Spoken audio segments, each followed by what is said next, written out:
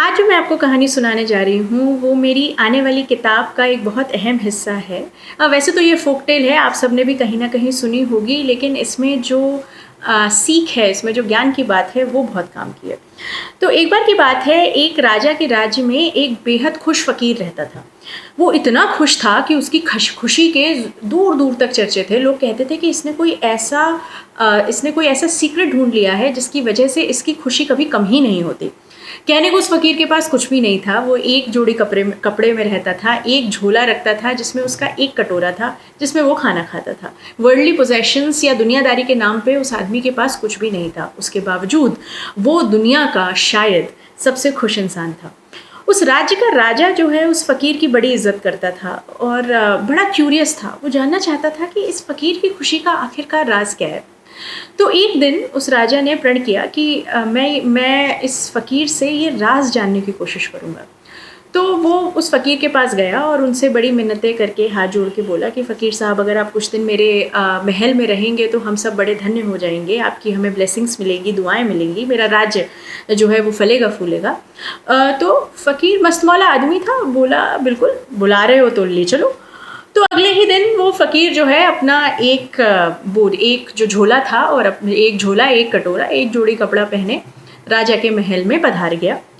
और अगले 6 महीने तक उसने राजा की सेवा टहल के खूब आनंद लिए। बहुत सारा ऐशो आराम उस महल में था जिसे उस फ़कीर ने खूब एंजॉय किया। खूब बढ़िया खाया पिया, मखमल के गलीचों पे सोया, अच्छे से अच्छे पकवान, अच्छे से अच्छे मनोरंजन, ऐसा कुछ भी नहीं था उस राजा के महल में जो उसके लिए राजा ने प्रोवाइड नहीं करवाया। और कुछ भी ऐसी मनोरंजन की और विलासिता की कोई भी ऐसी चीज़ नहीं थी जो उस फ़कीर ने एंजॉय नहीं करी। 6 महीने ख़त्म होते होते राजा बड़ा कंफ्यूज हो गया। बोला, यार ये बात कुछ समझ में नहीं आई। कहने को तो ये फ़कीर है जो दुनिया त्याग चुका है, मेरे राजमहल में आके ये सारे ऐशो आराम के इतने लुत्फ़ उठा रहा है, तो फिर इसमें और मुझ में अंतर क्या? और ये खुश और मैं खुश क्यों नहीं? बहुत दिन इस सवाल से जूझने के बाद वो राजा फाइनली उस फ़कीर के पास पहुँचा और बोला कि फ़कीर साहब, बुरा ना माने तो आपसे एक सवाल पूछूं। फ़कीर बोला, बिल्कुल पूछो।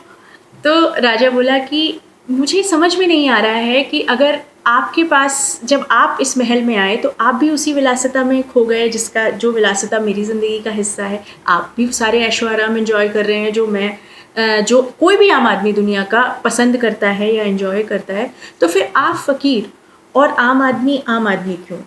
और आप खुश और हम खुश क्यों नहीं? फ़कीर बोला, बहुत ही जायज़ सवाल है राजा, इस सवाल का जवाब जो है मैं तुम्हें कल सुबह दूंगा। अगले दिन सुबह वो फ़कीर वापस अपने उसी एक जोड़ी कपड़े में, वही एक झोला, वही एक कटोरा लिए राजा की सभा में उपस्थित हो गया और राजा से बोला, राजा भाई मैं तो चला, और अगर तुम्हें अपने सवाल का जवाब चाहिए तो तुम भी मेरे साथ चलो। तो राजा घबरा गया। राजा बोला, कैसी बातें करते हैं फ़कीर साहब, मैं कैसे अपना, मेरी राज्य, मेरी प्रजा, मेरी जिम्मेदारी मैं कहाँ छोड़ के जंगलों में आपके पीछे पीछे चला हूँ, मैं तो नहीं छोड़ सकता हूँ। तो फ़कीर बोला, बस यही अंतर है तुम में और मुझ में। मैं कभी भी किसी भी वक्त ये सारे ऐशो आराम, ये सारी दुनियादारी छोड़ के उठ के जा सकता हूँ, पर तुम इसी दुनियादारी में अपनी पूरी ज़िंदगी फंसे रहोगे और कभी भी ये छोड़ के नहीं जा पाओगे। और बस वो डिटैचमेंट, वो रिनंसिएशन का सेंस ही उस फ़कीर की खुशी का राज था। हम सब अपनी ज़िंदगी में उस फ़कीर की तरह दुनियादारी छोड़ नहीं सकते। हम कल को अपने घर परिवार, अपनी जिम्मेदारियां छोड़ के उठ के जंगलों में नहीं जा सकते, मगर हम फ़कीर से एटीट्यूड ज़रूर सीख सकते हैं, क्योंकि उसकी खुशी का राज ये नहीं था कि वो फ़कीर था, उसकी खुशी का राज ये भी नहीं था कि वो राजा के राजमहल में ऐशो आराम एंजॉय कर रहा था। फ़कीर की खुशी का राज ये था कि वो उन दोनों ही परिस्थितियों में खुश रहना जानता था। जब वो फ़कीर था, जंगल में नदी पहाड़ों के पास फल और कंदमूल खा के रहता था तो भी खुश रहता था, और जब राजा के यहाँ मखमल के गलीचों पे सोता था और अच्छे से अच्छे पकवान खाता था तो भी खुश रहता था। उसकी खुशी इस बात पे निर्भर नहीं करती थी कि वो कहाँ है और उसकी मटीरियल परिस्थिति क्या है, उसकी खुशी उसके भीतर थी। और यही वो डिटैच था, उसकी खुशी उसकी मटीरियलिस्टिक सराउंडिंग से बिल्कुल अलग थी, बिल्कुल डिटैच थी। फ़कीर की स्टेट एक बहुत एलिवेटेड स्पिरिचुअल स्टेट है, वो अध्यात्म की बहुत हाई स्टेट पे पहुंच चुका है, जिसके बारे में हमारे सारे स्पिरिचुअल और आध्यात्मिक ट्रेडिशंस बातें करते हैं। मगर हम कम से कम शुरू कर सकते हैं, कम से कम हम उसके एटीट्यूड से थोड़ा सा कुछ सीख सकते हैं।